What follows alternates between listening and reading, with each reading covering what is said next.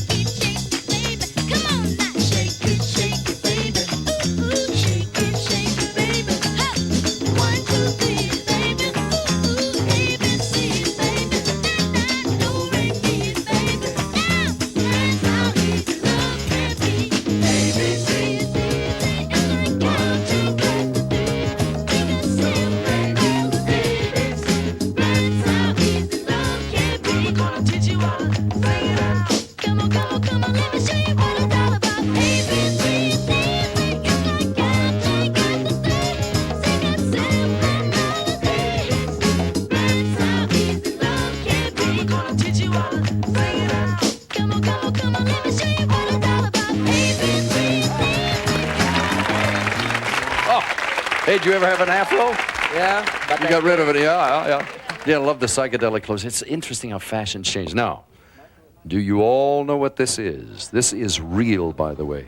This is Michael's, and it costs somewhere between $500 and $1,000. It's all, the beads are all put on individually and so forth. Ma'am? Is it heavy? Is it heavy? You want to feel?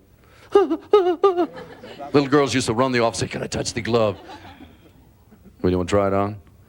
With that claw of yours? No, you'll never make. You want to play Michael Jackson? Slip it on, see how they feel. Just think you and Michael wore the same glove. I mean, it was really people would line up at our office doors. They're going to try on the glove. How's it feel? Feels rad. Hold it up so everybody can see. All right, coming up, another rock family, one of the few American acts to live through the British invasion. Right after this. Another family of rock. 3 brothers, a cousin, and a good family friend. They formed a band in high school. They first called themselves Kenny and the Cadets. Then they became Carl and the Passions, then the Pendletones. And finally, a record company said, we're going to call you the Beach Boys. Now, this clip is something you have never seen. I'm pretty sure of that because we just found the only known copy. It was shot at a teen club in Azusa, California in 1962. This is vintage, really vintage. Ladies and gentlemen, the Beach Boys. Let's go surfing now, everybody's learning how. Come on and safari with me. Come on and safari with me. Early in the morning we'll be starting out. Some honeys will be coming along. We're loading up a woody, put the boards inside and heading out singing our song. Come on baby, wait and see, yeah. I'm gonna take you surfing with me. Come on, surf baby, wait and see, yeah. I'm gonna take you surfing with me. Let's go surfing now, everybody's learning how. Come on and safari with me. Come on and safari with me. Huntington and Malibu, they're shooting the beer. At Rincon, they're walking the nose. We're going on safari to the island this year, so if you're coming, get ready to go. Come on, baby, wait and see, yes, I'm gonna take you surfing with me. Come on, surf, baby, surf with me, yes, I'm gonna take you surfing with me. Let's go surfing now, everybody's learning how. Come on and safari with me. Come on and safari with me.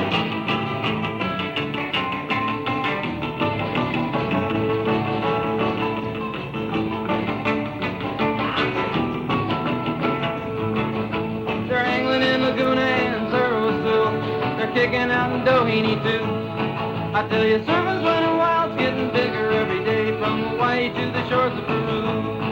Now come on, baby, wait and see, yes, I'm gonna take you surfing with me. Come on along, surf, baby, wait and see, yes, I'm gonna take you surfing with me. Let's go surfing now, everybody's learning how. Come on and safari with me.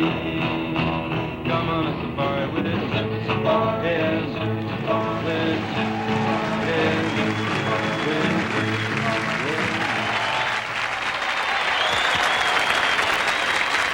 I'll take you back a few years. You remember those days? Yes, I do, Dick. You don't, I know, huh? Let me ask you a question. We were trying to figure out how to introduce these next two performers. Now, in the good old days, you could say the great showman of rock. These days, it's show persons because one is a woman. We're going to talk about her in a second or two. But showmen, three great showmen in English rock, were such fans of football, they call it. We call it soccer. You know anything about it? No. Oh, good. You'll be good for this one. Huh? Let me try this out on you. One of these guys was such a fan that his father wanted him assigned to a professional football team, but he wasn't quite that good, and he ended up just cleaning locker rooms. The question is, was this great English soccer fan, one of the superstars, the fellow who cleaned out the locker room, was it Roger Daltrey, Rod Stewart, or Elton John? I have no idea. You got any ideas? Elton John. Drew, you have any ideas? I would say Elton John. You're all wrong. It was the man you're about to see right now, and thank goodness he turned to music. Here's a look at his #1 hit record from the Rainbow Theatre in London, 1974, Rod Stewart and Maggie May.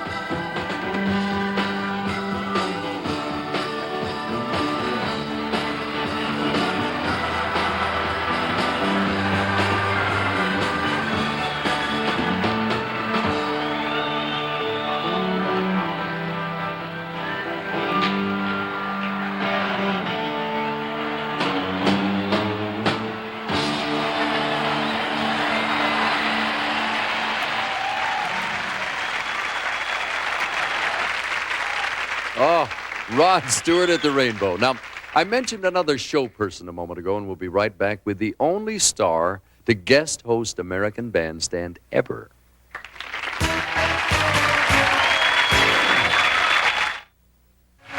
You know, back in the days of disco music, the cynics were always saying that the real stars were the producers and the electronic drum machine. They were wrong. Let's face it.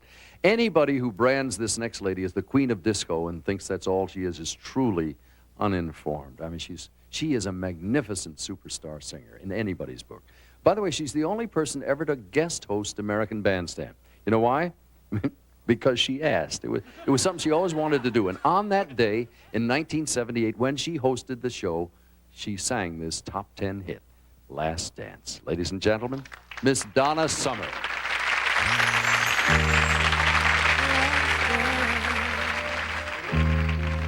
Last chance for love.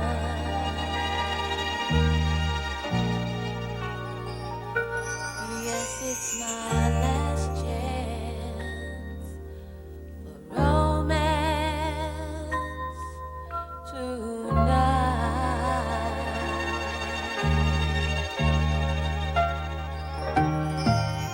I need you by me, beside me, to guide me, to hold me, to scold me. 'Cause when I'm bad, I'm so bad.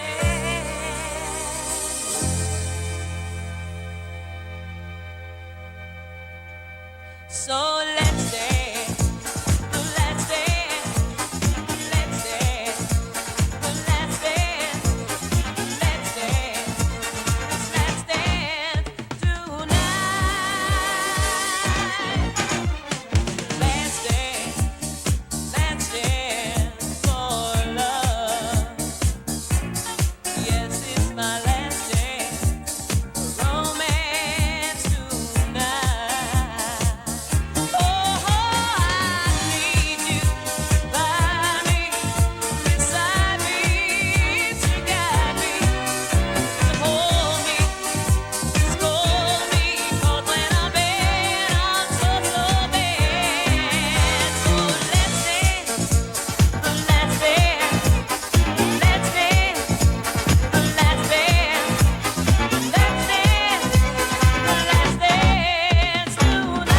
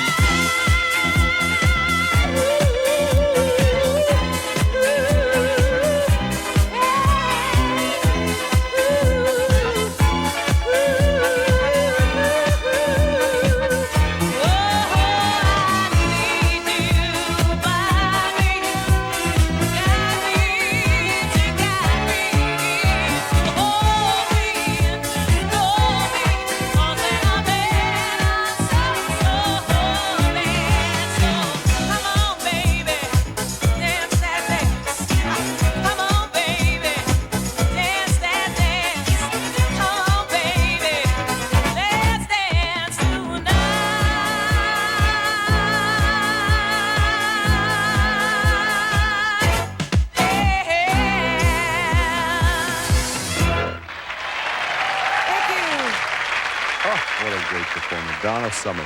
We call this next segment of Golden Greats Rock and Roll Heaven, and what you're going to see is rare. It's a live performance, and it's one of the very few films that exists of this young man from Lubbock, Texas, coming up. Now, this is a photo taken of Buddy Holly on his honeymoon in August of 1958. That's his wife, Maria, right there, and right across the table is Jerry Allison, one of the Crickets. This is Peggy Sue. Does that sound familiar? This is a live performance from, believe it or not, the Arthur Murray Dance Party. Now, look at the Arthur Murray dancers in the background. They're not particularly into rock and roll. Here are Buddy Holly and the Crickets.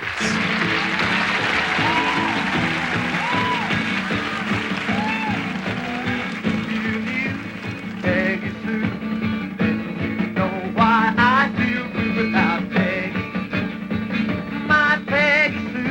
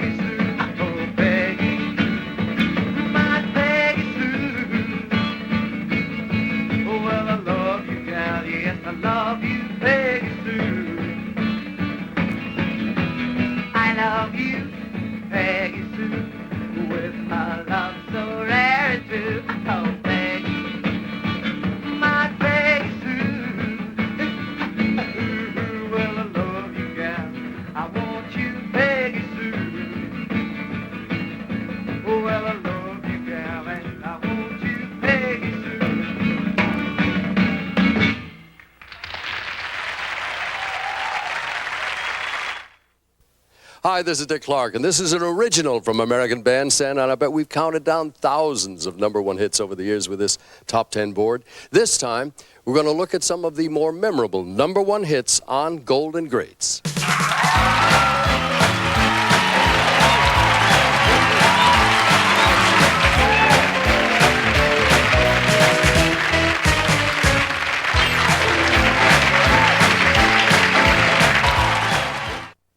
Here's one by a man who played a very interesting brand of music.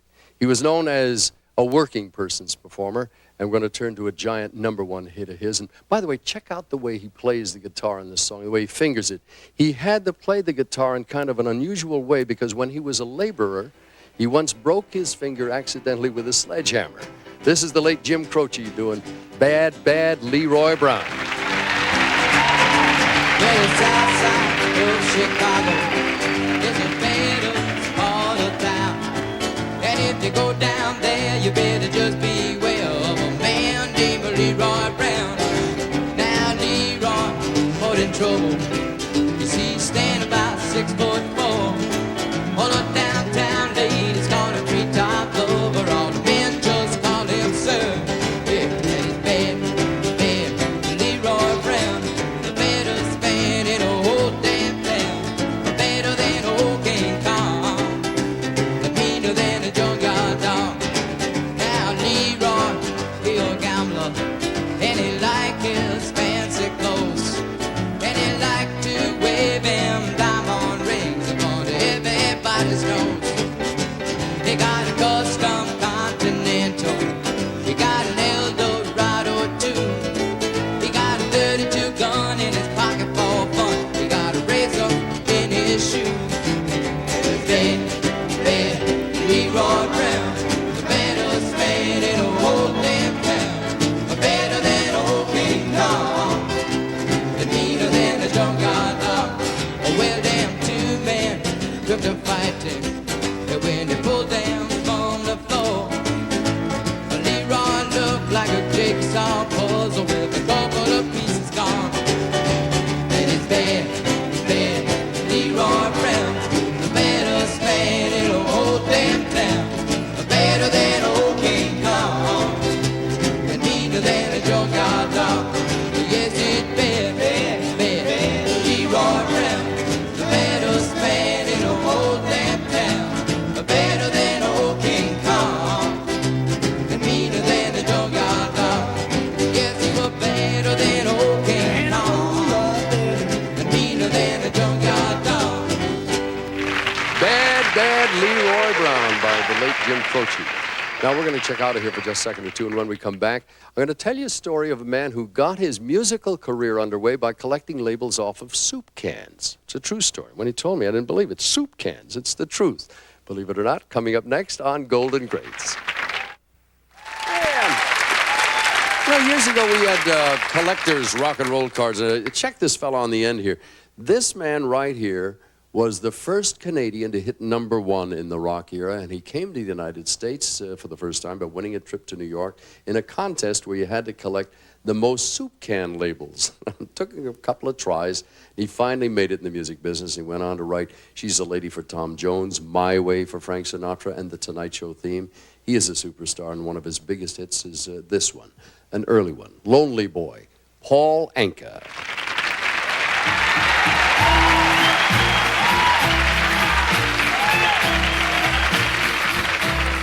I'm just a lonely boy, lonely and blue. I'm all alone with nothing to do. I've got everything you could think of, but all I want is someone to love. Someone, yes, someone to love, someone to kiss, someone to hold. At a moment like this, I'd like to hear somebody say, I'll give you my love each night and day.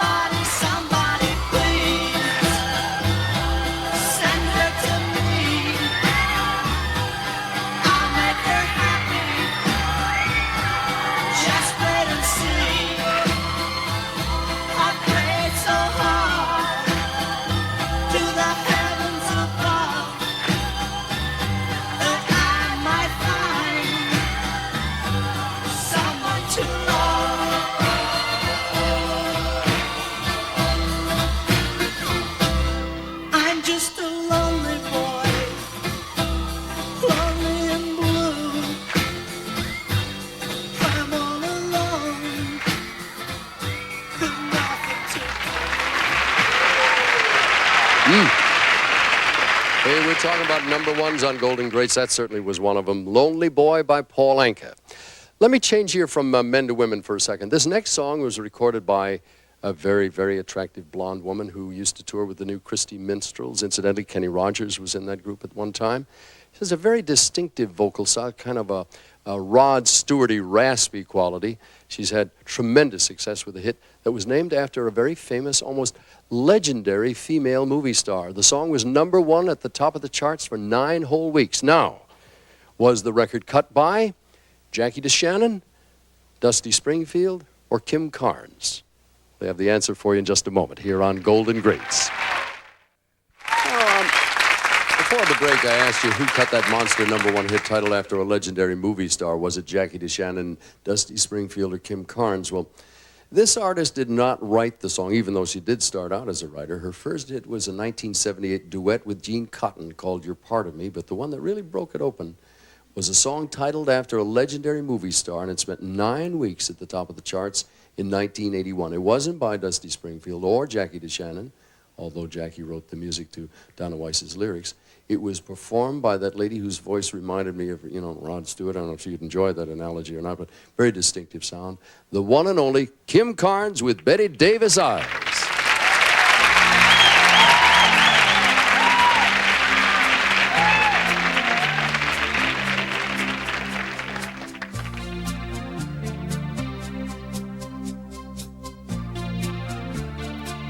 Her hair is hollow gold, her lips sweet surprise. Her hands are never cold. She's got Betty Davis eyes. She'll turn her music on you. You won't have to think twice. She's pure as New York snow. She got Betty Davis eyes. And she'll tease you, she'll unease you, all the better just to please you. She's precocious, and she knows just what it takes to make a pro blush. She got Greta Garbo, standoff size. She's got Betty Davis eyes.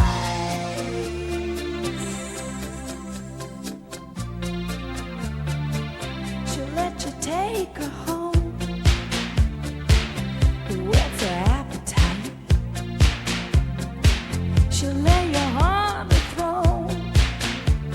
She got Betty Davis eyes. She'll take a tumble on you, roll you like you were dice, until you come out blue. She's got Betty Davis eyes. She'll expose you when she snows you, off your feet with the crumbs she throws you. She's ferocious, and she knows just what it takes to make a pro blush. All the boys think she's a spy. She's got Betty Davis eyes.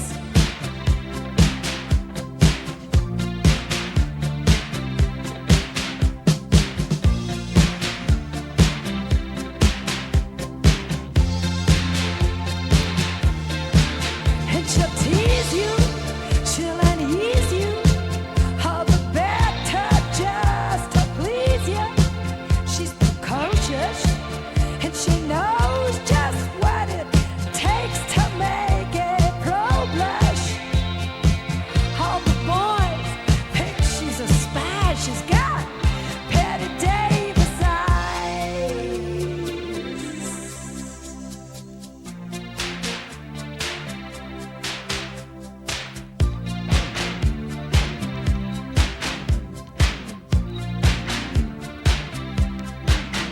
She'll tease you, she'll unease you, just to please you. She's got Betty Davis eyes. She'll expose you when she snows you.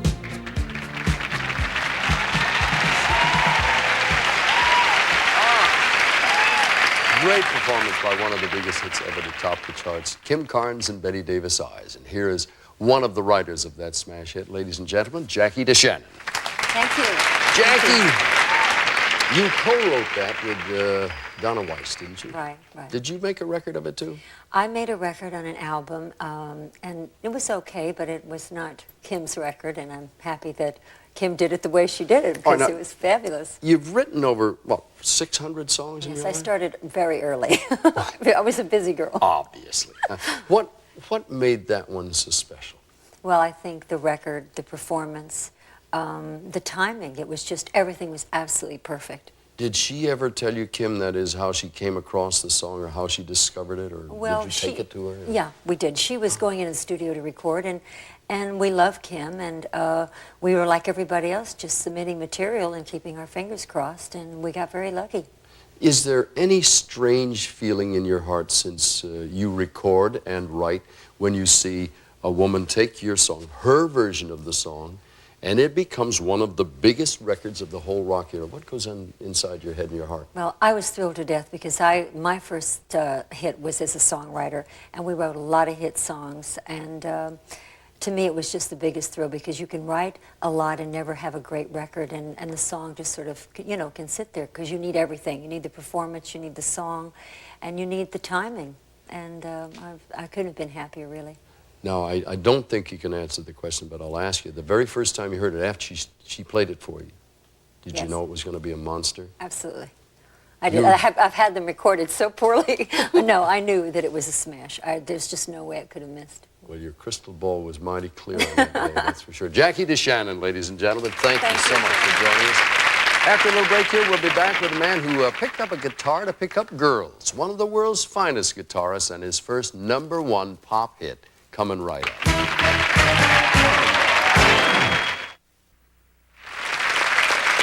This is a real challenge for you. You got any idea who that guy is? Yes. Yeah, you really do. You would recognize him by that picture? Yes.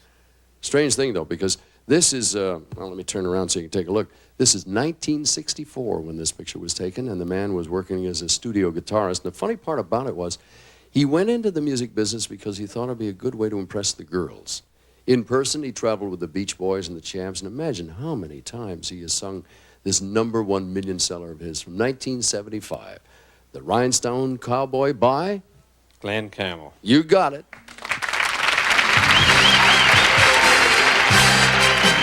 I've been walking these streets so long, singing the same old song. I know every crack in these dirty sidewalks of Broadway, where hustle's the name of the game, and nice guys get washed away like the snow and the rain. There's been a load of compromising, Lord, on this road to my horizon. But I'm gonna be where the lights are shining on me, like a rhinestone cowboy, riding out on a horse in a star-spangled rodeo, like a rhinestone cowboy, getting caught with letters from people I don't even know, and offers coming over the phone.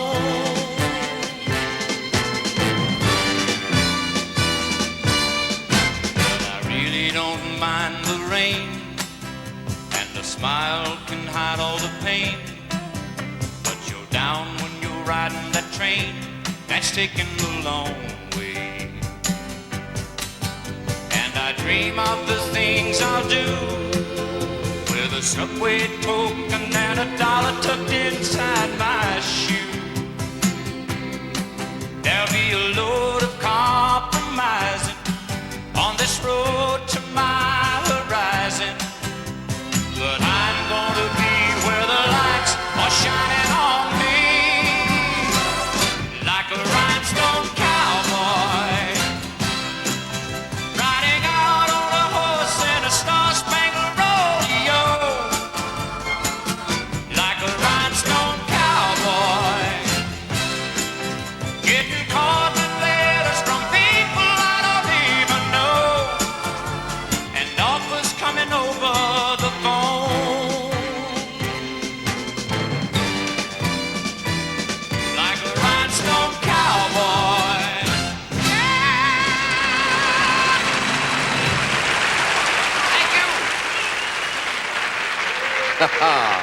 Boy, you talk about a multi-talented person. That's Glenn Campbell, Rhinestone Cowboy. Let's go back a ways here. 1967, it was the summer of love. We had love beads and earth-colored tones, long hair, flowing robes, incense, all of that stuff around us. And during that period, there was an artist who came along with a group that became world famous. As a matter of fact, he wore this jacket. Interesting man. One of the true charismatic performers we've had in music. Unfortunately, he died of a heart attack in 1971 at the age of 27. His name was Jim Morrison. His group, of course, was The Doors. And their first #1 hit was this one, Light My Fire.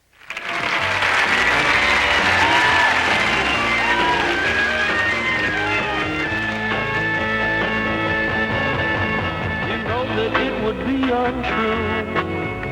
You know that I would be a liar if I was to say to you, girl, we couldn't get much higher.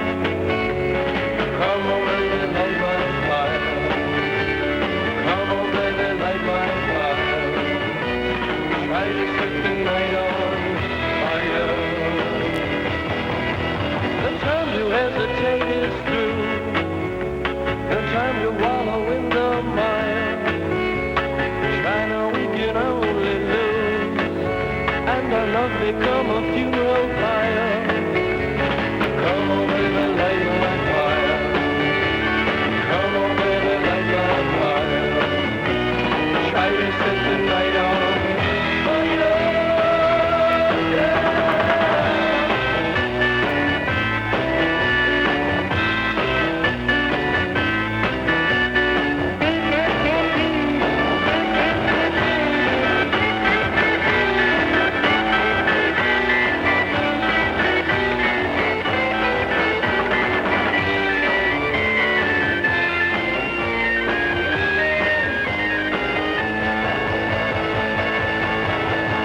The time to hesitate is through. No time to wallow in the mire. Try now, we can only lose, and our love become a funeral pyre. Come on, baby, light my fire. Come on, baby, light my fire. Try to set the night on fire. Love it will be untrue. You know that I would be a liar if I was to say to you, girl, we couldn't get much higher. Come on, baby, light my fire. Come on, baby, light my fire. Try to set the night on fire. Try to set the night on fire. Try to set the night on fire. Try to set the night on fire.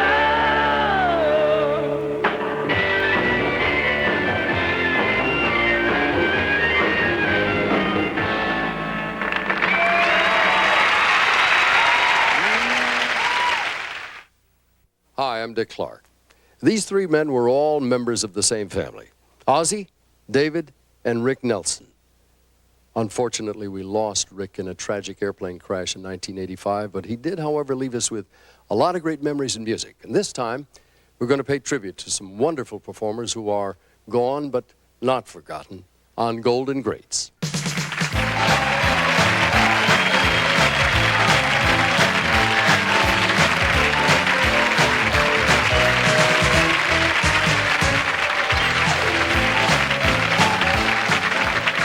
Thank you. This is going to be a very special program because we'll pay tribute to some people we've lost. Now, I'd like to first talk about a man I knew very well. Nobody but nobody in the whole world performed like he did. He could sing everything from rhythm and blues, the songs based on opera, and everything in between. They called him Mr. Excitement, and I watched him totally capture audiences for years.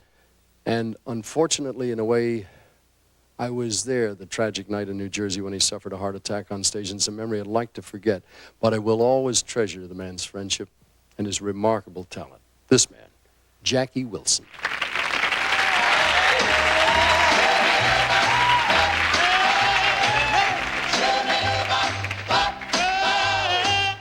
My heart is crying, crying, lonely teardrops.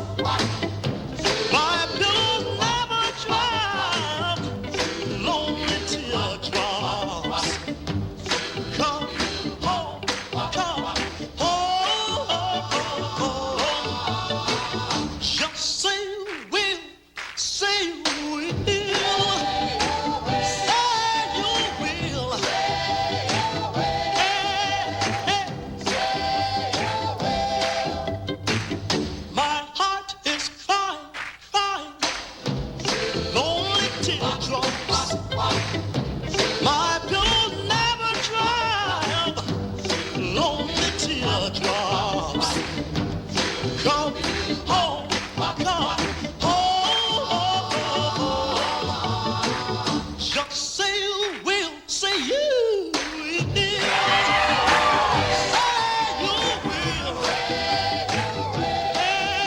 Hey, just give me another chance for our romance. Come on and tell me that one day you'll return. 'Cause every day that you've been gone away, you know my heart does nothing but burn, crying lonely teardrops. My pillow never dry up, lonely teardrops. Come home, come home. Just say you will, say you will. Say you will. Hey, say it right now, baby. Come on. Say that you.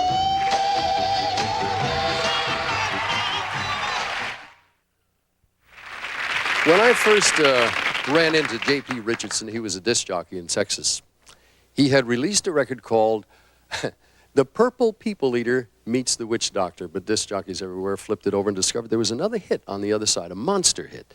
J.P. hit the road to promote the record and do some concerts, and it was on that tour, the Winter Dance Party, on that fateful night in February 1959, he lost his life in an airplane crash, along with Buddy Holly and Ritchie Valens.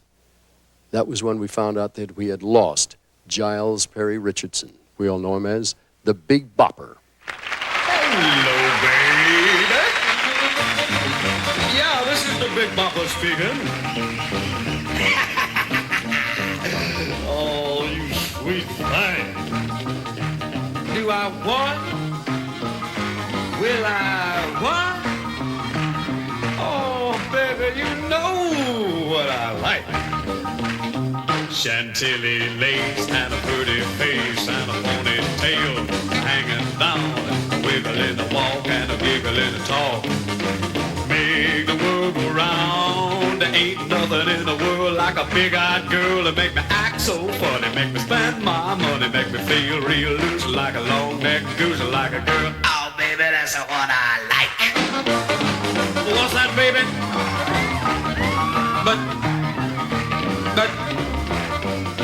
But, oh, honey. But, oh, baby, you know what I like. Chantilly lace and a pretty face and a ponytail hanging down, a wiggle in the walk and a giggle in the talk. Lord, make the world go round, round, round. There ain't nothing in the world like a big-eyed girl to make me act so funny, make me spend my money, make me feel real loose like a long-necked goose, like a girl. Oh, baby, that's the what I like. What's that, honey? Pick you up at 8 and don't be late. But, baby, I ain't got no money, honey. Oh, all right, honey, you know what I like. Chantilly lace and a pretty face, ponytail hanging down, a wiggle in the walk and a giggle in the talk. Lord, make the world go round. There ain't nothing in the world like a big-eyed girl to make me act so funny, make me spend my money, make me feel real loose like a long-necked goose, like a girl. Oh, baby, that's what I like. That's a very rare performance. I doubt whether you've seen that one before, the late Big Bopper with Chantilly Lace. Now, if I mentioned the song Respect, probably you'd think about Aretha Franklin first, but the man coming up next recorded that song 2 years before Aretha. He also wrote it. And I remember one time in his career, they used to call him Mr. Pitiful because he had a very urgent sound in his voice, almost a pleading sound. One thing for sure, that man had soul like nobody else. Now, the biggest hit of his career was recorded just 3 days before he died in a 1967 airplane crash. And the terrible irony was that that song eventually went to become #1 after he died. I have a question for you. Was that man Wilson Pickett, Billy Stewart, or Otis Redding? Think you know the answer? Well, I'll tell you what, we'll have that answer for you in just a second when we come back for more Golden Greats. Thank you. You know, a moment or two ago, we were talking about a very famous artist who had a #1 hit posthumously. Now, that song was sitting on the dock of the bay. And you know, his recording career came about in a rather strange way. When he was a teenager, he joined a group called Johnny Jenkins and the Pine Toppers. And they had a date in Memphis to record.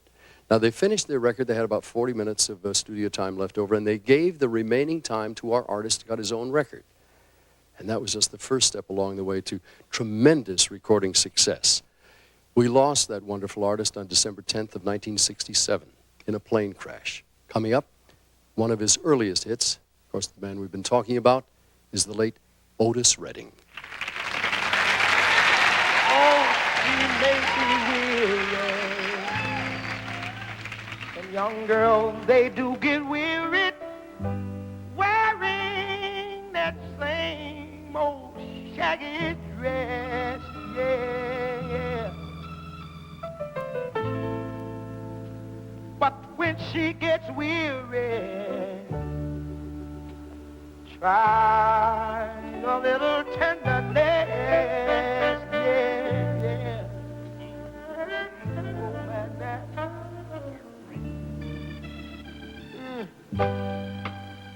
You know she's waiting, just anticipating for things that she'll never possess, yeah. But while she's there waiting, and without them, try a little tenderness. That's all you gotta do.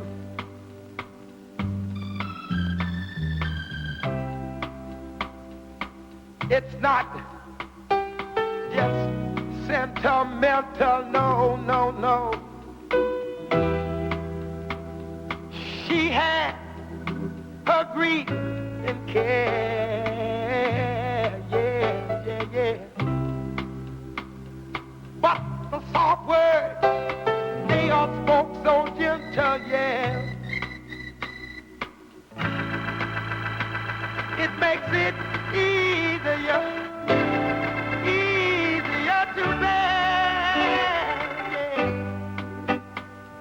You won't regret it, no.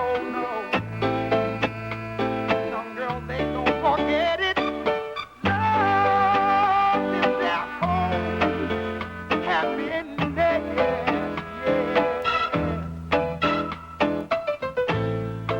But it's all so easy.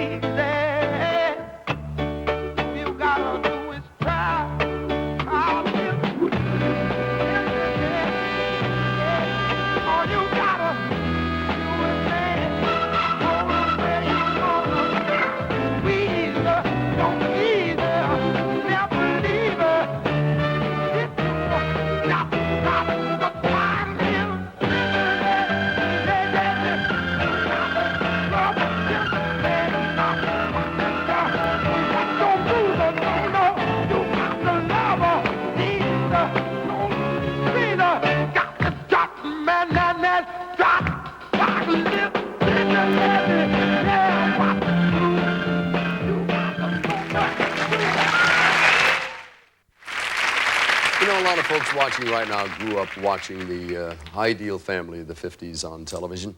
Family was Ozzie, Harriet, Ricky, and this man, his brother, David Nelson. David, welcome.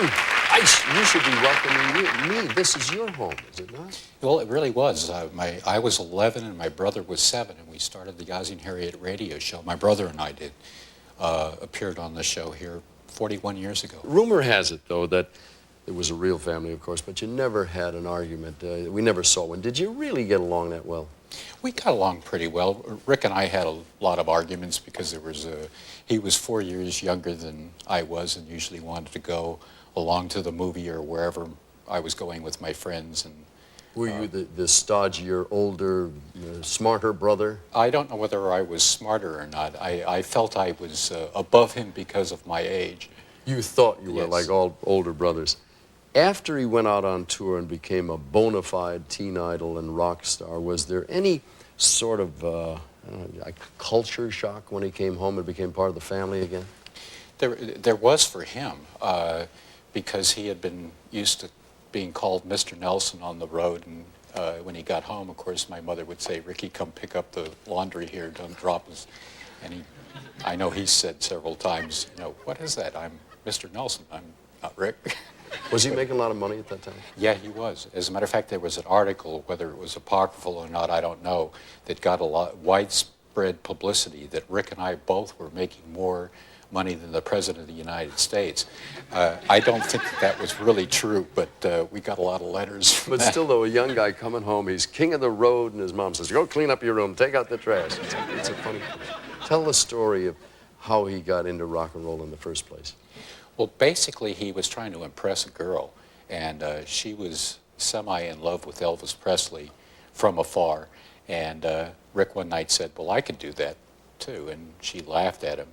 And he was a big Fats Domino fan at the time, and rock and roll had started. And he was a Presley fan as well. But he figured he could sing Fats Domino's "I'm Walking." So he went down to Sunset, right around the corner here, to Music City, and recorded in those self-record things. He recorded "I'm Walking" and gave her the record. Well, my father heard it, and he ended up re-recording him, got him a record deal with Verve, and they put it out, and darn if it didn't sell another 1 million records after Fats Domino had. And there you have the story of what you're about to see. Thank you. David Nelson, ladies and gentlemen. This is a wonderful performance of a man we lost much too soon. Rick Nelson with Mystery Train.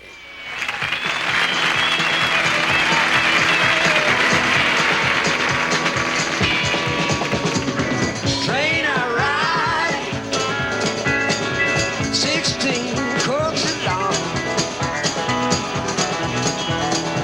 Train I ride, 16 coaches long.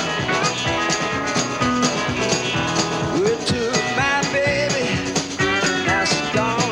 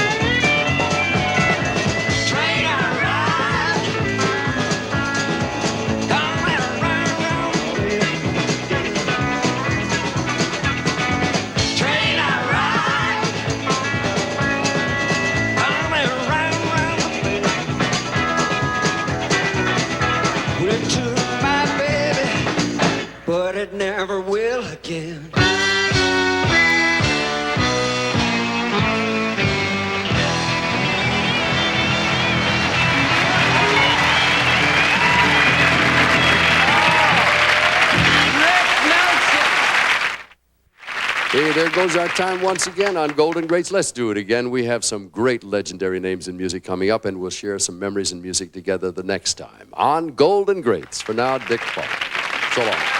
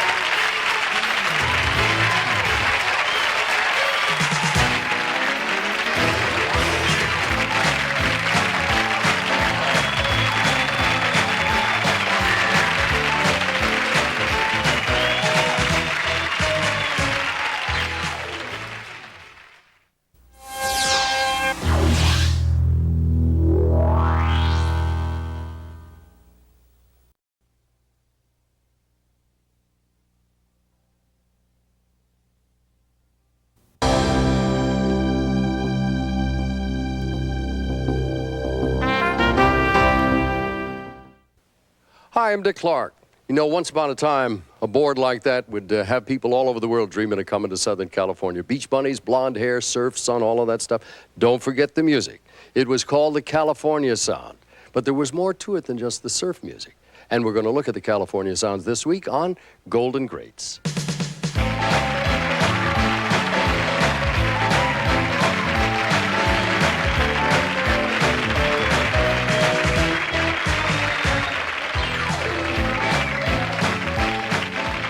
Thank you and welcome once again to Golden Greats. Hey, I'm glad you could join us this time because we have some wonderful vintage performances spotlighting the California sounds.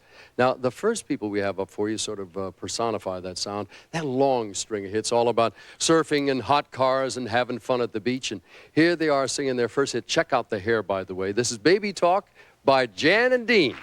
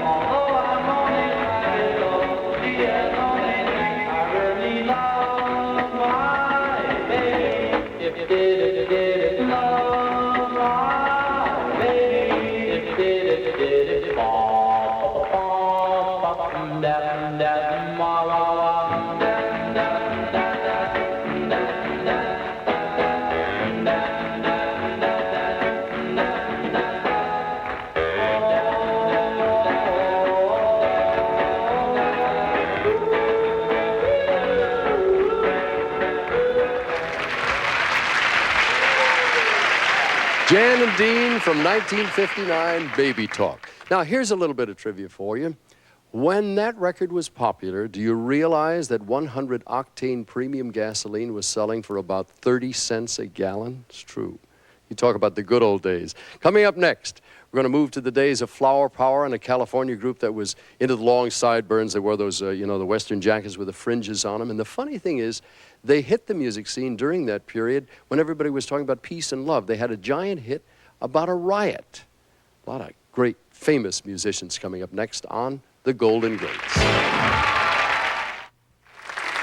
Are you a Californian? I am. Yeah, we're born here? I was. I think everybody has the idea that Californians are sort of laid back, and there was a period of time then that was not true, especially in the 60s. Music had a bite to it. There was a group that was made up of Stephen Stills, Neil Young, Bruce Martin, Dewey Palmer, and Richie Furay, and their songs had a lot of messages, a lot of good feelings, important things they had to say.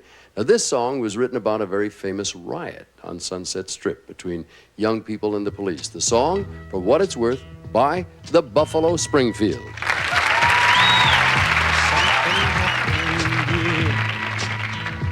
What it is ain't exactly clear. There's a man with a gun over there telling me I got to beware. I think it's time we stop, children. What's that sound? Everybody look what's going down.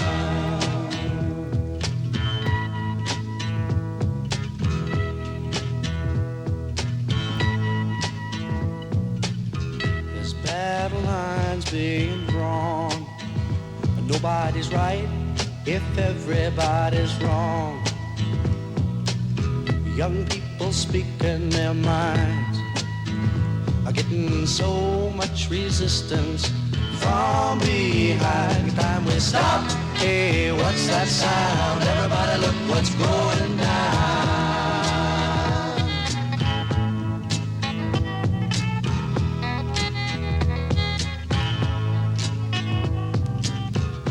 What a field day for the heat. 1,000 people in the street singing songs and a carrying signs. Mostly say hooray for our side. It's time we stop. Hey, what's that sound? Everybody look what's going down.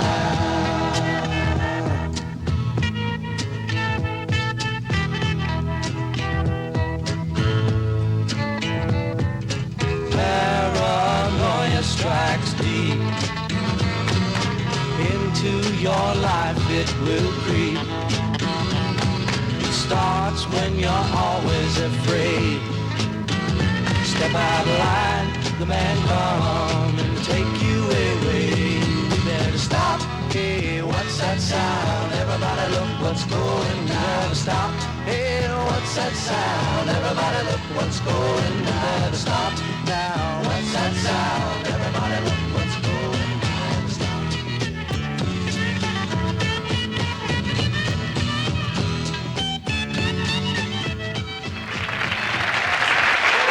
That's something. For What It's Worth, the Buffalo Springfield. You know, when you talk about the California sounds, you think of the cars or surf music. I'd like to turn to another sound, the raw sound of rock and roll. And for some reason, motorcycles and rock and roll seem to go together. Years and years ago, I produced a motorcycle film called The Savage Seven with music in it by Cream and the Iron Butterfly. And right after that film, a lot of the crew went on to make one of the legendary movies of the 60s, Easy Rider. You probably remember some of the stars. It had Peter Fonda, a phenomenally talented man, Dennis Hopper, and another actor who eventually went on to win for himself an Academy Award. And he won that award for his role in One Flew Over the Cuckoo's Nest. Here's your question. Who was that actor in Easy Rider? Was it Danny DeVito, Gene Hackman, or Jack Nicholson? You think about it just a second. We'll be back with the answer here on Golden Greats.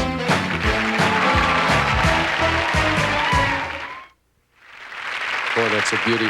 Hey, before we took a little time out here on Golden Greats, we were talking about the very famous actor who made one of his early appearances in Easy Rider and who later went on to win an Oscar in One Flew Over the Cuckoo's Nest. Now, was it Danny DeVito, Gene Hackman, or Jack Nicholson?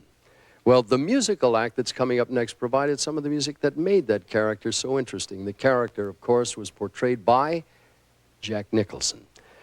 And the music was provided by a man who escaped from East Germany. He actually fled the communists under gunfire, came to California, became part of a band known for its hard-driving rock sound. And by the way, look at this clip. It's sort of a time capsule of the life and times of the 60s, and check the news footage they used in this performance by John Kay and Steppenwolf.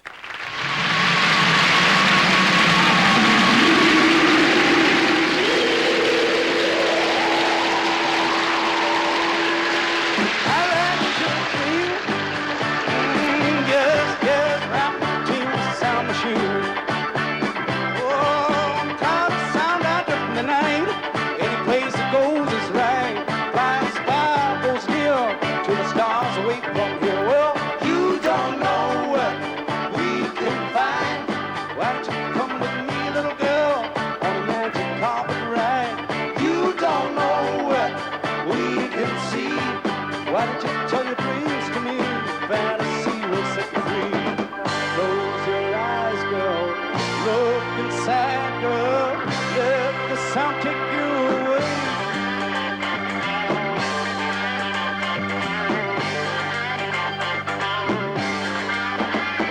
Last night I held the let 'em slam, so I wish that I could stay before the thing could answer me.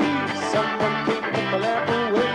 I looked all around, and lousy candles all I found. Well, you don't know what we can find. Why don't you come with me, little girl, on a magic carpet ride? You don't know what we can see. Why don't you tell your dreams to me? Fantasy will set you free. Close your eyes, girl. Look inside, girl. Let the sound take you away.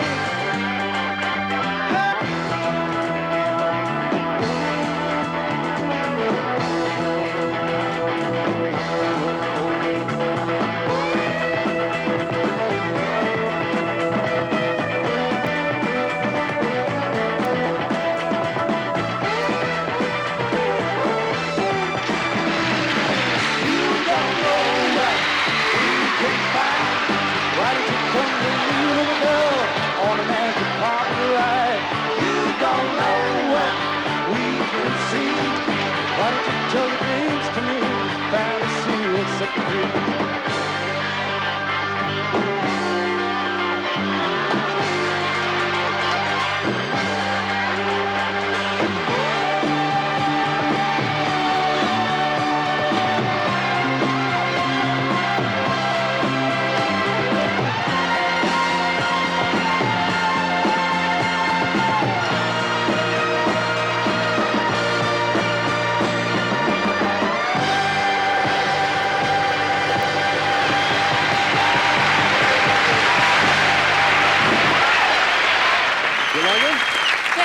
Good?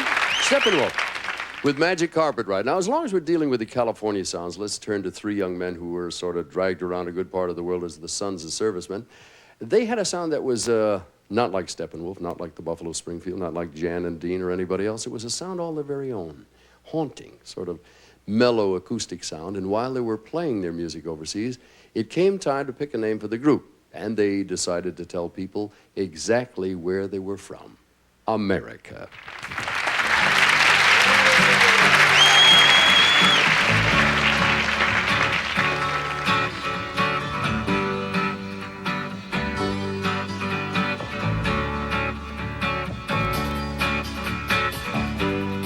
Chewing on a piece of grass, walking down the road.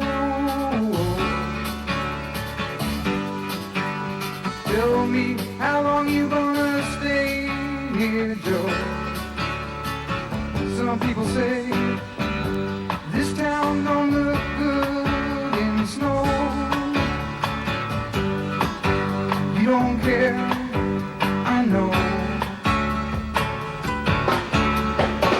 Ventura Highway in the sunshine, where the days are longer, the nights are stronger than moonshine.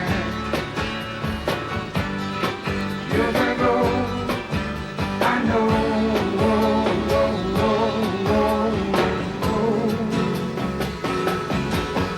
the free wind is blowing through your hair, and the days surround your daylight there. Seasons crying, no despair, alligator lizards in the air, in the air.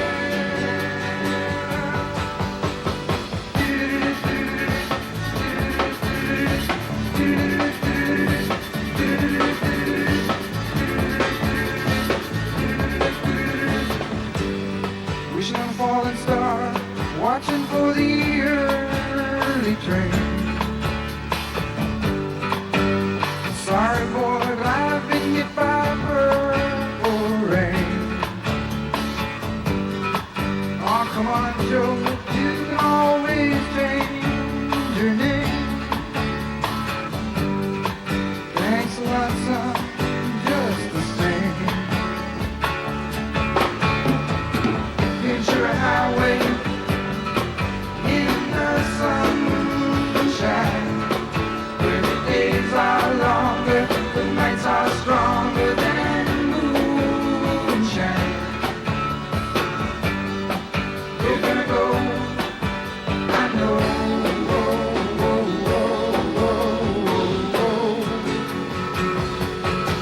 Cause the free wind is blowing through your hair, and the days surround your daylight there. Seasons crying, no despair, alligator lizards in the air, in the air.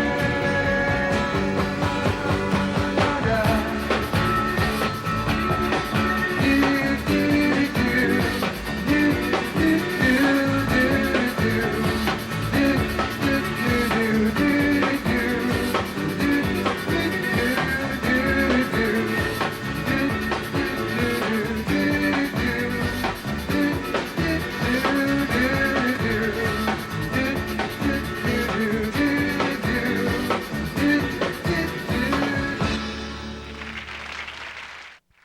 You know, when you think of the California sounds, there are certain people that stand out as architects. And with us now is a man who not only discovered and produced Jan and Dean and the Mamas and Papas, but he is a successful motion picture producer and director. Ladies and gentlemen, Mr. Lou Adler. All right, Lou, you purport to know all about this. What started the California sound? Who started what sounded? Oh, what started or who, either one? Well, I think for so long, New York and the East Coast had dominated the scene. And I think the young people who just didn't know how to get to those people just started making records in garages and wherever they could. That basically was that raw California sound. One of your greatest discoveries was the Mamas and Papas. Where did you find them? How did they come together in the first place? Well, they came together in New York, in Greenwich Village. They were all members of different folk groups. They actually found me. I had produced record Eve of Destruction with Barry McGuire, who was also a folk artist. And they were friends, and he brought them to me. What was it about them that attracted them to you? What attracted me to them was vice versa. Yeah. I don't know, I never found out why they came to me, but what attracted me to them was the four-part harmony against rock and roll rhythm sections. I heard them not so long ago on the radio, and I said to myself that nobody ever sang like that. Were those harmonies hard to come up with? No, I think John Phillips, who did most of the all of the vocal arrangements, had grown up on Hi-Lo's and Four Freshmen, the same way that Brian Wilson did. And meeting the rock and roll rhythm section that I had worked with for so long, I think it was just a good combination. First hit sold 1 million copies. Did you have any idea it would do that? I knew it was good. A lot of people liked it. That song has become a classic. Lou Adler, ladies and gentlemen. Thank you, Lou. Thank you. The song, California Dreamin' by the Mamas and Papas.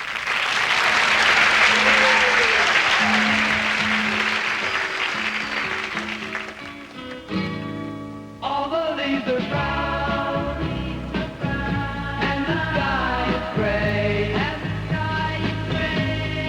I've been for walking for a walk on a winter's day. I've been safe and wild.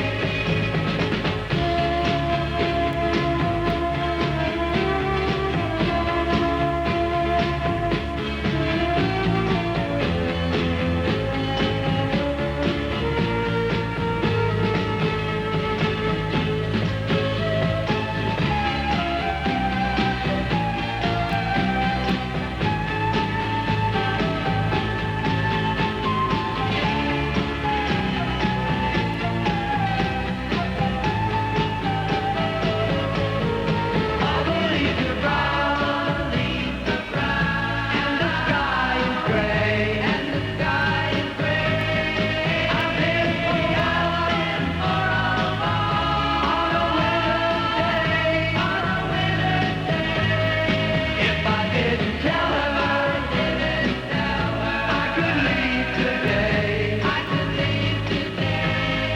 California dreaming on such a winter's day. California dreaming on such a winter's day. California dreaming on such a winter's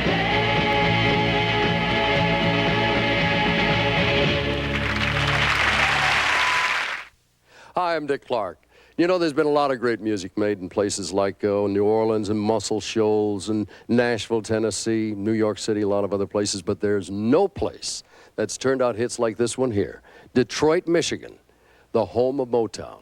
And you'll see why this time on Golden Greats.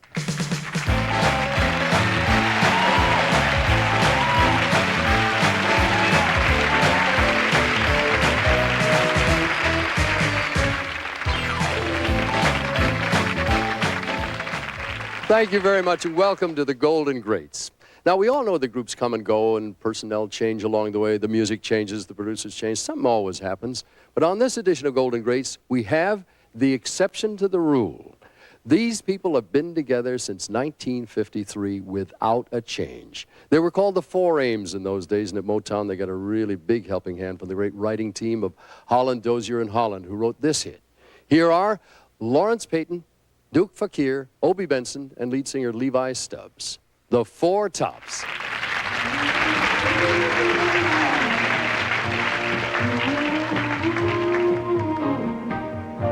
Baby, I need your loving. Baby, I need your loving. Although you're never near, your voice I often hear. Another day, another night, I long to hold you tight, 'cause I'm so lonely. Baby, I need your loving, got to have all your loving. Baby, I need your loving, got to have all your loving. Some say it's a sign of weakness for a man to beg. Then weak I'd rather be, if it means having you to keep. 'Cause lately I've been losing sleep. Baby, I need your loving, got to have all your loving. Baby, I need your loving, got to have all your loving. Every night echo your name. Oh, sometimes I wonder, will I ever be the same? Oh, yeah. When you see me smiling, you know things have gotten worse. Any smile you might see has all been hurt. Darling, I can't go on without this emptiness won't let me live without this loneliness inside, darling, makes me feel half alive. Baby, I need your loving, got to have all your loving. Baby, I need your loving, got to have all your loving. Baby, I need your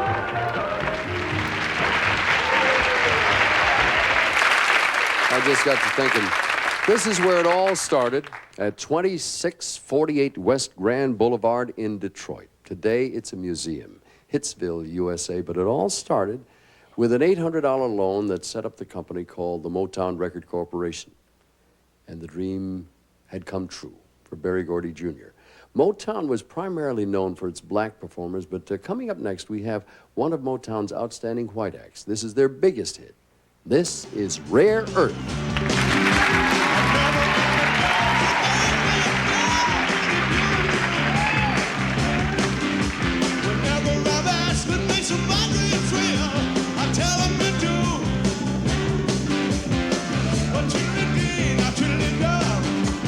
Look out, baby, now here I come.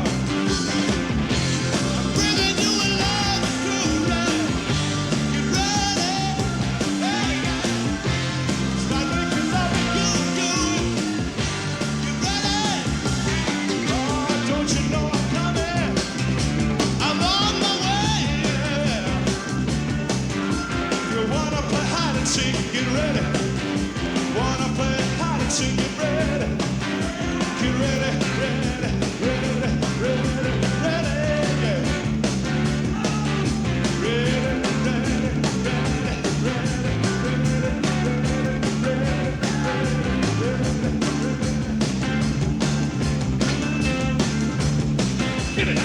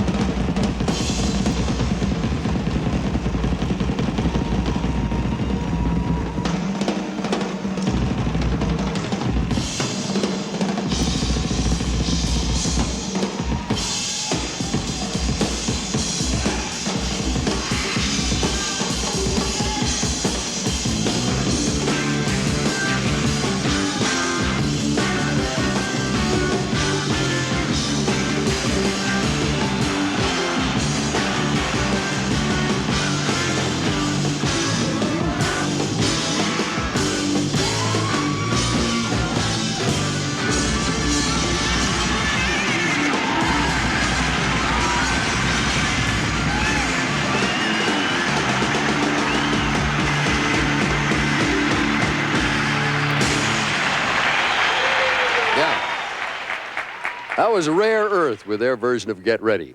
By the way, the original version was done by somebody you'll see a little bit later on in this particular edition of Golden Greats, The Temptations. See this? This is a little miniature of the first home of Motown Records in Detroit. Berry Gordy Jr., the man who put it all together, had a slogan for his company. Remember what the slogan was? The question was the Motown slogan the sound of our lives, the sound of young America, or the sound of soul? Think about it. We'll have the answer for you in just a minute when we come back for more Golden Greats. You know, earlier I was asking if you remembered the slogan for Motown Records. Was it the sound of our lives, the sound of young America, the sound of soul? Well, any one of those would have worked for our next artist. He epitomized all of those things. He was a songwriter. He was a performer. He was more than that. He was a philosopher. He was a leader. He was a poet.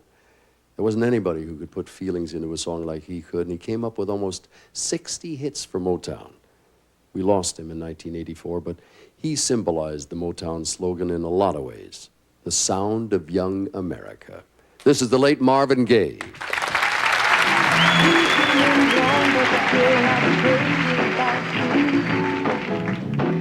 Stay away too long and I can't do without you.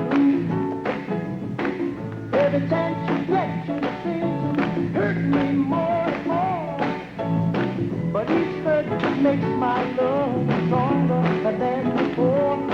I know flowers grow from rain, but how can love grow from pain? I ain't got you.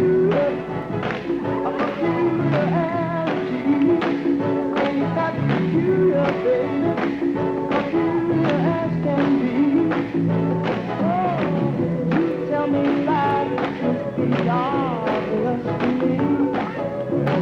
I'm so much in love, baby, till I don't want to see. That the things you do and say are designed to make me blue. It's a doggone shame my love for you makes all your lies seem true. If the truth makes love last longer, why do you lie, make my love stronger? Ain't that peculiar, baby? Peculiar as can be. Ain't that peculiar?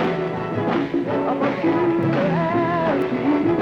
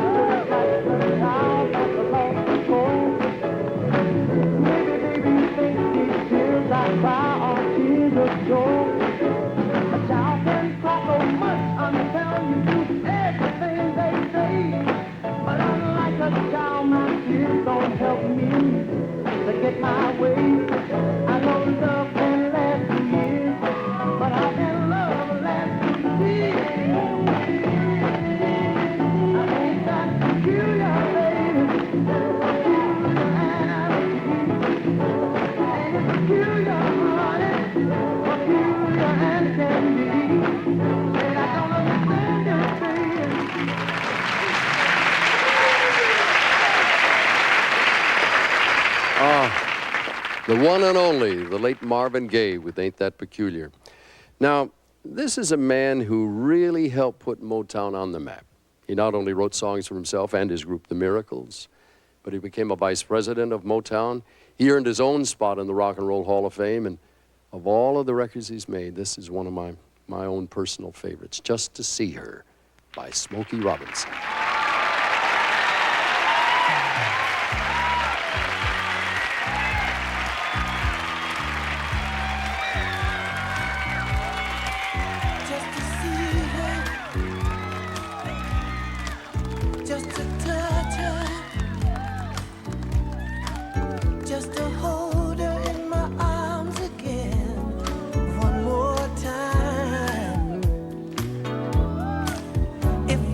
Feel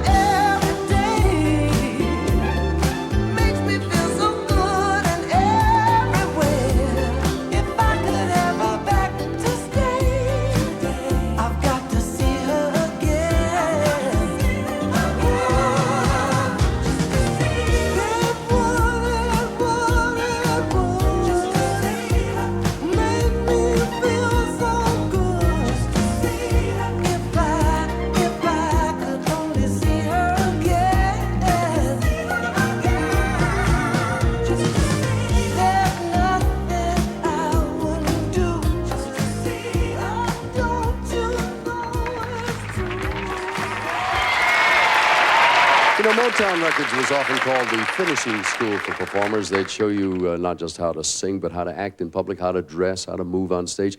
They taught their people how to handle success and how to be professional. You talk about looking good, talk about dancing well, poetry in motion. Check it out yourself. This is a classic performance from The Temptations.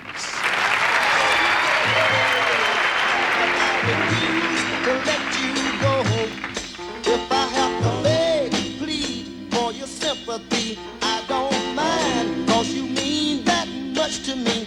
Ain't too proud to beg, and you know it. Please don't leave me, girl.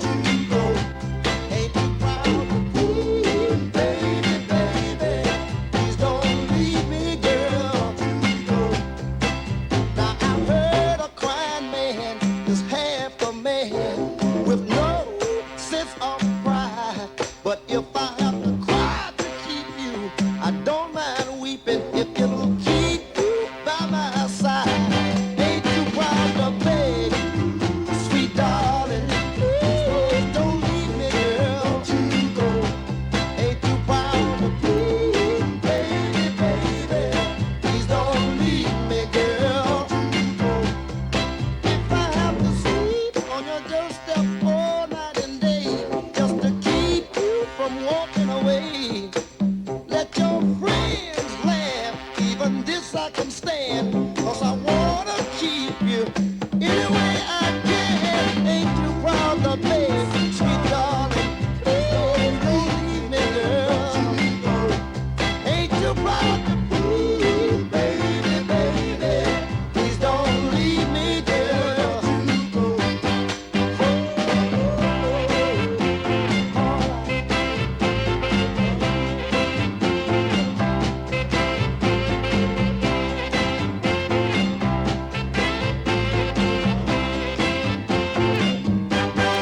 Now I've got a love so deep in the pit of my heart, and each day it grows more and more. I'm not ashamed to come and plead to you, baby, if pleading keeps you from walking out that door. Ain't too proud to beg if you know it. Please don't leave me, girl. Ain't too proud to plead, baby, baby. Don't leave me, girl. Baby, baby.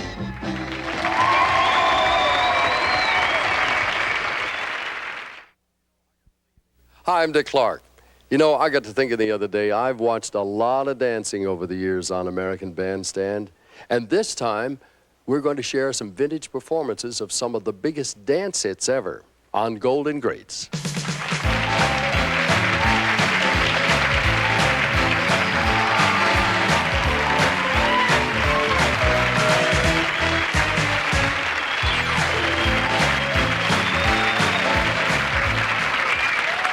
Thank you, and welcome back once again to Golden Greats.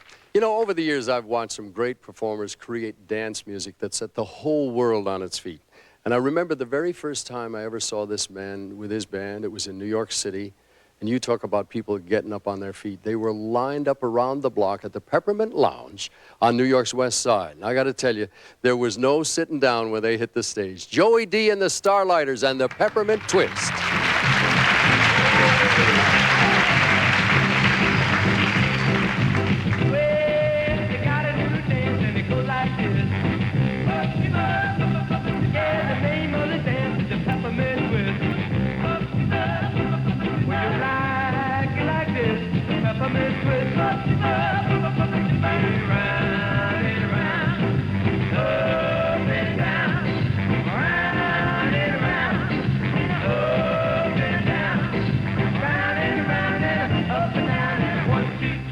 One, two, three, jump.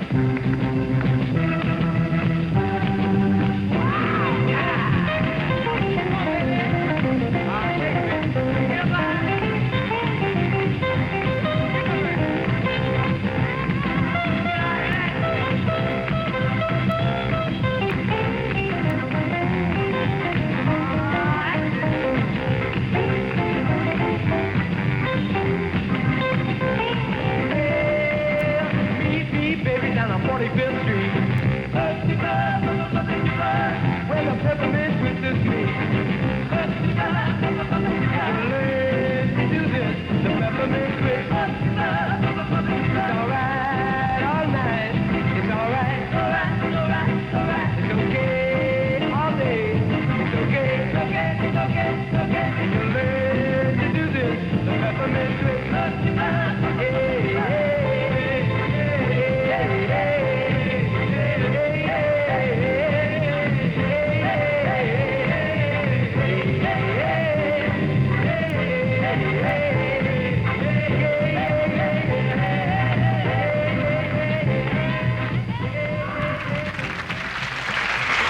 The very first time I ever saw this next performance, she was strutting down the stairs at the American Music Awards, a little bitty kid doing an imitation of Mae West. Now, she's matured a great deal since then, and it's really a hard thing to do, to be cast in the shadow of a brother who's a superstar.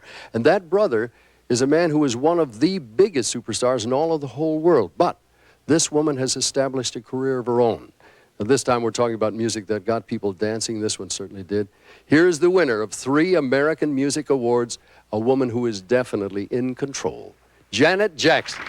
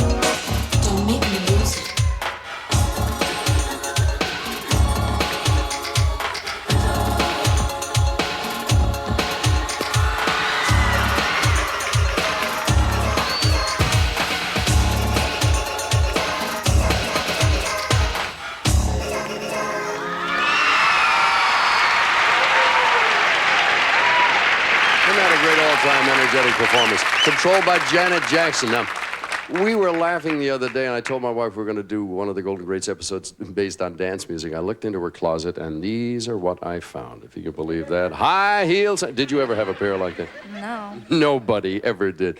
High heel sneakers. Back in the old days, that would have been, what, 1970s, but way back in the 50s, maybe you would have gone to a sock hop. I can remember in Philadelphia back then, there was a group that had a whole string of hit records.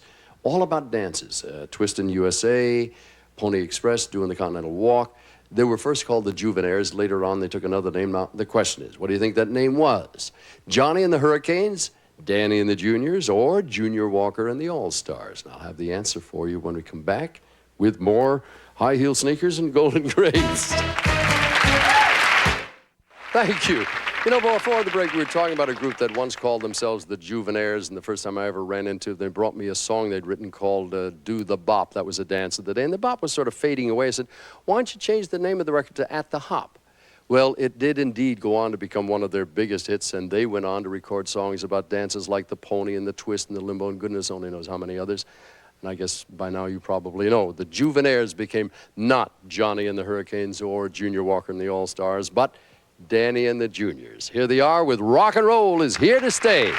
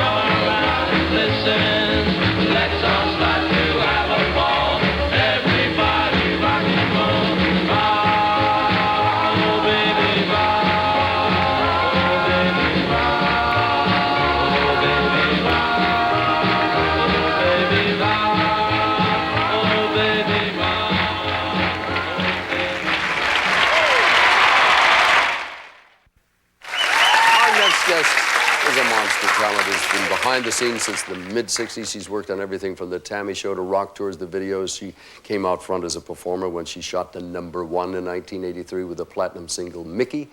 Ladies and gentlemen, Miss Toni Basil. You are extraordinary. I don't know how you do it all. Where did it all start for you? Well, you know, my family was in show business. My dad was an orchestra leader. My mother was a dancer. All her sisters were dancers. And one of the sisters choreographed their act. And I guess I just do the whole family act. Is there no end in sight? Is there anything you haven't done that you want to do? No, you know, I kind of hit on everything. And if I look back at my career, kind of every 3 years, I either direct a little bit more, perform a little bit more, and whatever I'm doing at the time is the most important thing in the world. But then I'll start missing singing, or I'll start missing choreographing. So actually, my favorite thing is to really sing and do videos, because that encompasses so much since I direct them and choreograph them. All right, I want you to give me a demonstration now. Years ago, believe it or not, the towel played an important part in the biggest dance ever to come along. And this is why it was the biggest dance, is because you could say to anybody, you can learn this dance by pretending that you're drying yourself out of the shower. And everybody went, oh, I can do that. You got it. Now, this is Tony Basil, ladies and gentlemen. Thank you very much. And the song she's talking about, the dance she talked about, was created by a man named Hank Ballard. But it took a 19-year-old Philadelphia man to turn it into an historic #1 record twice. And it was more than a dance. It was a worldwide phenomenon who got us all moving. The thing, of course, was the twist. Yep. This is Chubby Checker.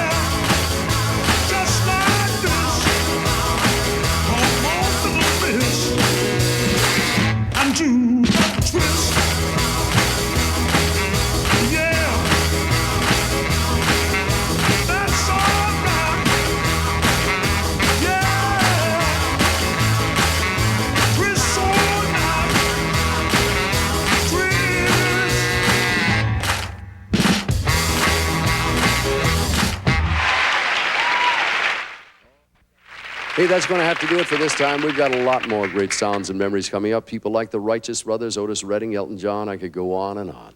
We'll see you the next time on Golden Greats. For now, Dick Clark. So long.